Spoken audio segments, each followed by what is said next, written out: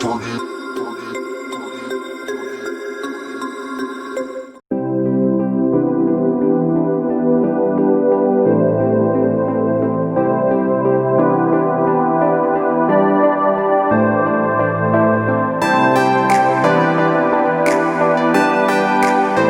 students, welcome to online study English medium subject English standard 8 poem 1 The Ant and the Cricket. Here in this session 2 it's related to exercise of the poem The Ant and the Cricket. In your session 1, you already studied about the question answer and MCQ. Now let's go towards the comprehension. It's related to the poem.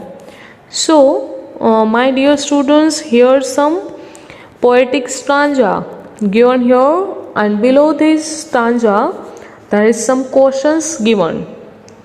So first of all, what you have to do, first of all, you have to read this stanza of this poem, and then you will have to try to attempt answer of this question from this stanza. So read the following stanzas and answer the following questions given below them. So first of all, you will have to read this poetic stanza, and then you will have to attempt your question answer with the help of this stanza. First one, a silly young cricket accustomed to sing through the warm sunny months of gay summer and spring began to complain when he found that at home his cupboard was empty and winter was come. Not a crumb to be found on the snow-covered ground, not a flower could he see, not a leaf on a tree. Oh, what will become, says the cricket, of me? Silly young cricket होता है, वो क्या करता है, गाना गाने में ही वो जुड़ा हुआ रहता है, और उसी समय एकदम से वार्मफुल यानी कि वंडरफुल वेदर के साथ एकदम से सनी मंथ चल रहे होते हैं.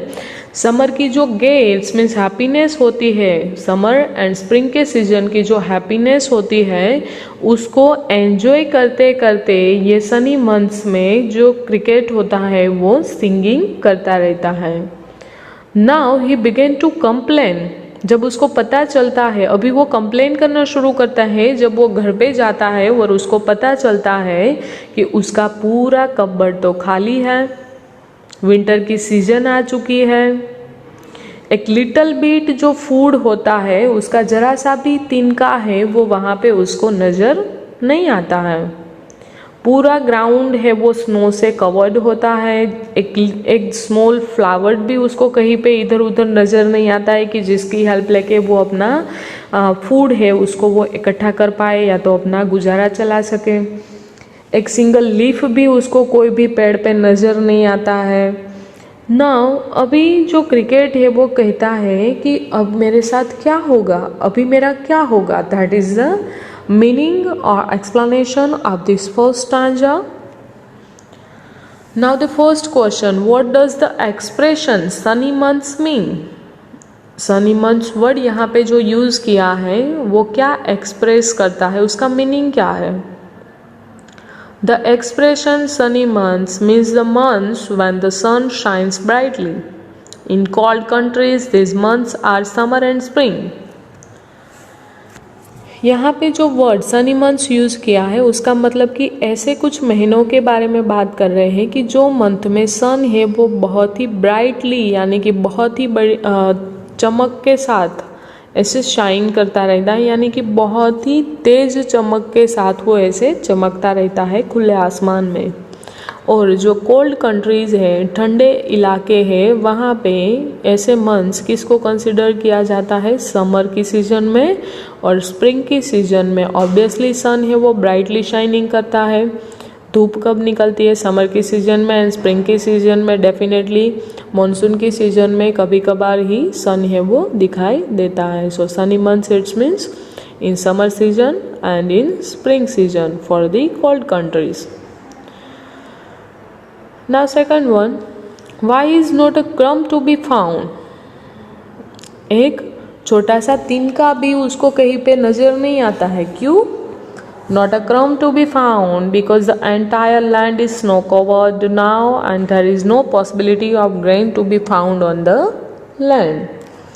नॉट अ क्रम टू बी फाउंड ऐसा क्यों बोला? बिकॉज पूरी लैंड है वो अभी ठंड की वजह से, बारिश की वजह से अभी बर्फ से पूरी कवर्ड हो चुकी है. बर्फ पूरे लैंड पे जम चुका है एंड ऐसी कोई पॉसिबिलिटी वहाँ पे नज़र नहीं आ रही है कि जिसकी वजह से ग्रेन का एक छोटा सा तिनका भी लैंड पे किसी को मिल सके या तो पा सके.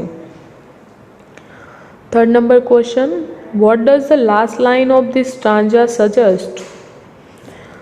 The last line of this stanza suggests that the cricket has not saved any grain to eat in winter. He is greatly worried about what to eat when the entire land is snow covered. Poem की last line जो है वो क्या suggest करती है कि cricket है उसने एक सिंगल ग्रेन, एक सिंगल सीड भी अपने खाने के लिए विंटर की सीजन में अपने आप को खाने के लिए, यानी कि वो जो ग्रेन होता है उसको खाने के लिए उसने नहीं बचाया था. अपने आप का गुजारा चलाने के लिए उसने ग्रेन को विंटर की सीजन में नहीं बचाया था. सो द लास्ट लाइन ये सजेस्ट करती है कि क्रिकेट है उसने ग्रेन विंटर की सीजन में खाने के लिए नहीं बचाया था और इसीलिए वो बहुत ही चिंता में था, बहुत वरीड था कि अभी वो क्या खाएगा. कि जब पूरी लैंड यानी कि पूरे ज़मीन पे बर्फ़ है वो छाया हुआ था, यानी कि पूरा लैंड है वो स्नो से कवर्ड था. Second stanza, At last by starvation and famine made bold, all dripping with wet and all trembling with cold, away he set off to miserly end to see if to keep him alive he would grant him shelter from rain and a mouthful of grain. He wished only to borrow, he had repaid tomorrow. If not, he must die of starvation and sorrow. Last में starvation और famine की वजह से ये जो cricket है वो इतना अंधा हो जाता है, इतनी हालात ख़राब हो जाती है कि वो अभी ठंड की वजह से पूरा ऐसे कांपने लगता है और ऐसे ड्रिपिंग की वजह से यानी कि बारिश की बूंदों की वजह से वो पूरा गीला हो जाता है और ऐसे ठंड में कांपते कांपते उसको दिमाग में एक आइडिया आता है कि क्यों ना मैं एंट है उसके पास हेल्प लेने के लिए जाऊँ. वो तो बहुत ही दिलदार है तो डेफिनेटली मुझे हेल्प करेगी. और ऐसे देखते देखते वो जा रहा था तो उसको ऐसे याद आता है, यानी कि दिमाग में ऐसा होता है कि शायद वो मुझे कुछ हेल्प कर सके और इतना उदार दिल रख के शायद वो मुझे हेल्प कर देगी तो डेफिनेटली वो मुझे बचा सकती है, मुझे ज़िंदा रख सकती है. तो वहाँ पे वो क्या मांगने के लिए जा रहा था कि रेनी सीजन में उसको रहने के लिए कुछ अच्छी सी जगह दिखा दे या तो कोई ऐसी हेल्प कर दे कि जिसकी वजह से मैं रेन से अपने आप को बचा सकूं. और दूसरा मुझे क्या चाहिए, he wished only to borrow, वो दूसरा क्या मांगना चाहता था, सिर्फ उसके पास से वो बोरो करना चाहता था कि कोई एक जगह रहने के लिए दे सके ताकि वो अपने आप को ठंड से बचा सके और दूसरा खाने के लिए थोड़ा सा ग्रेन दे दे, थोड़ा सा फूड दे दे मुझे. ये सिर्फ वो उसके पास से बोरो करना चाहता था और वो क्या चाहता था कि दूसरे थोड़े ही समय में वो उसको वापस लौटा देगा. अगर वो एंट ने मुझे हेल्प नहीं की, अगर वो चींटी ने मुझे हेल्प नहीं की तो डेफिनेटली मैं ये स्टारवेशन की वजह से ऐसे ही दुखी हो गए मर जाऊंगा. Now first one, what was the condition of the cricket. Cricket की कंडीशन कैसी थी, क्रिकेट की हालात कैसी थी. The cricket's condition was pitiable. Cricket की हालात है वो बहुत ही दयावान थी. He was wet all over with snowfall and feeling terribly cold. वो अभी पूरा का पूरा स्नोफॉल की वजह से यानी कि बारिश की वजह से और बर्फ़ की गिरने की वजह से वो पूरा का पूरा गीला हो चुका था और ऐसा मतलब बहुत ही भयानक तरह से उसको ऐसे ठंड लग चुकी थी और जुकाम हो चुका था। Second one, what could keep the cricket alive? Cricket को जिंदा कौन रख सकता है, कौन सी चीज़ रख सकती है? So answer is only shelter and food could keep the cricket alive. Only दो ही चीज़ें ऐसी थी कि जो क्रिकेट को अभी जिंदा रख सकती थी या तो उसको बचा सकती थी।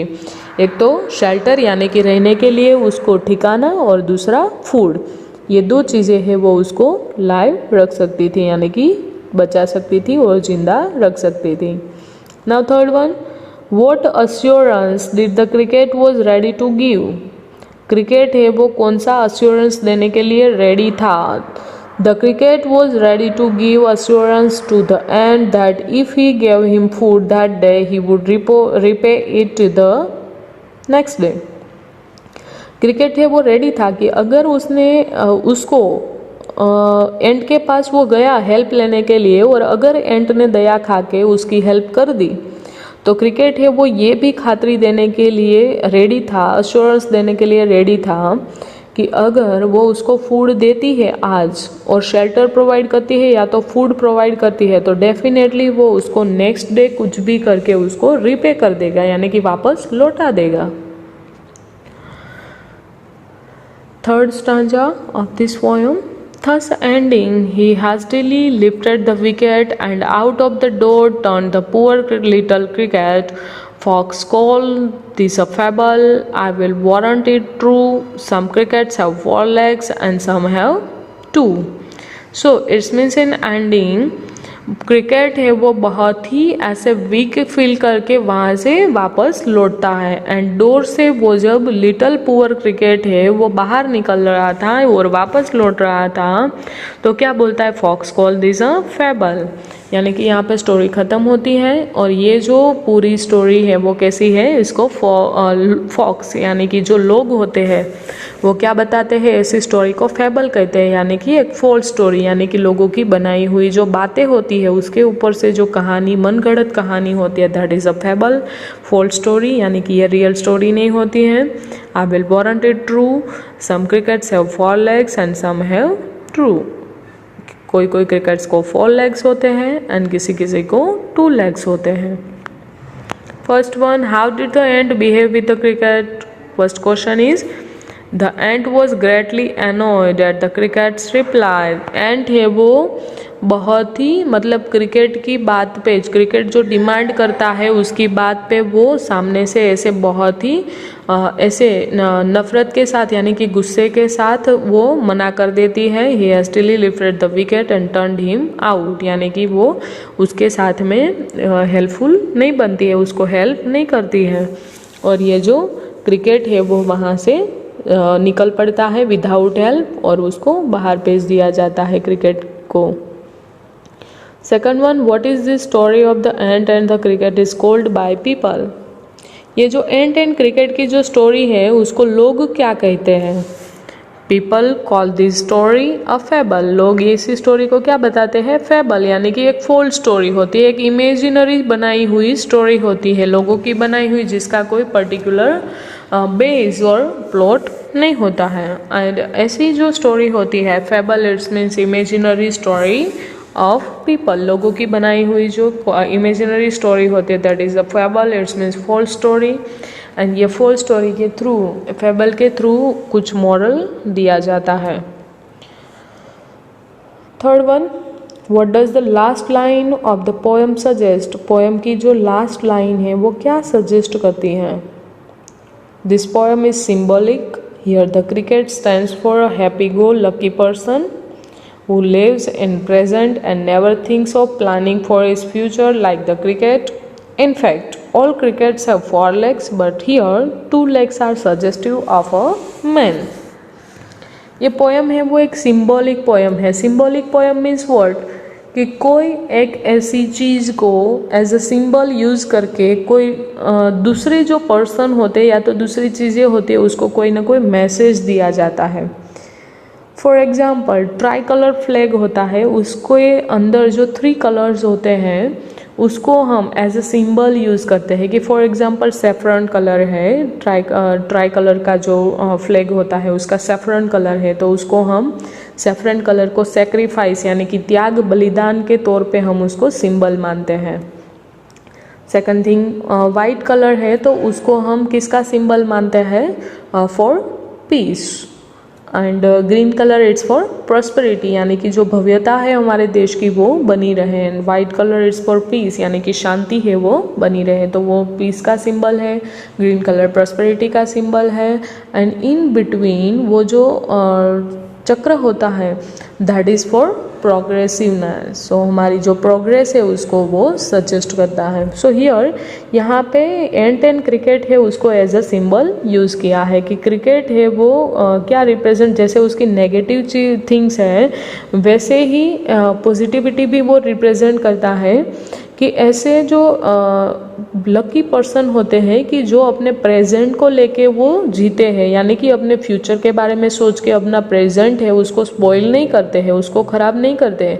यानी कि जब वो खुश होते हैं तब वो खुशी को एंजॉय करते हैं, नहीं कि अपने फ्यूचर की चिंता को लेके अपने प्रेजेंट को स्पॉइल करते हैं और बर्बाद करते हैं। और ऐसे लोग जो होते हैं वो अपने फ्यूचर के प्लानिंग के बारे में भी नहीं सोचते हैं कि जो क्रिकेट के जैसे होते हैं। इनफैक्ट क्रिकेट को 4 लेग्स होते हैं, बट यहाँ पे ये पोएम के अंदर क्रिकेट के 2 लेग्स बताए हैं बिकॉज ये इमेजिनरी पोएम है, नॉट अ रियलिस्टिक पोएम। सो यहाँ पे इमेजिनेशन में जो क्रिकेट के 2 लेग्स बताए हैं वो क्या सजेस्ट करता है, ह्यूमन बींग को ये मैसेज दे रहा है, यानी कि क्रिकेट के थ्रू सोसाइटी के कैसे लोग केयरफ्री लोग जो होते हैं और इरिस्पॉन्सिबल लोग होते हैं उसको सजेस्ट कर किया जाता है। और एंड के थ्रू माइजरली पीपल जो होते हैं सोसाइटी के, जो एकदम कॉन्फिडेंट होते हैं, वरीड होते हैं अपने फ्यूचर को लेके, सो वैसे लोगों को रिप्रेजेंट किया जाता है। सो यहाँ पे क्रिकेट्स के 2 लेग्स यानी कि it's suggested for human beings. So here your session 2, it means poem 1 exercise is over. Thank you.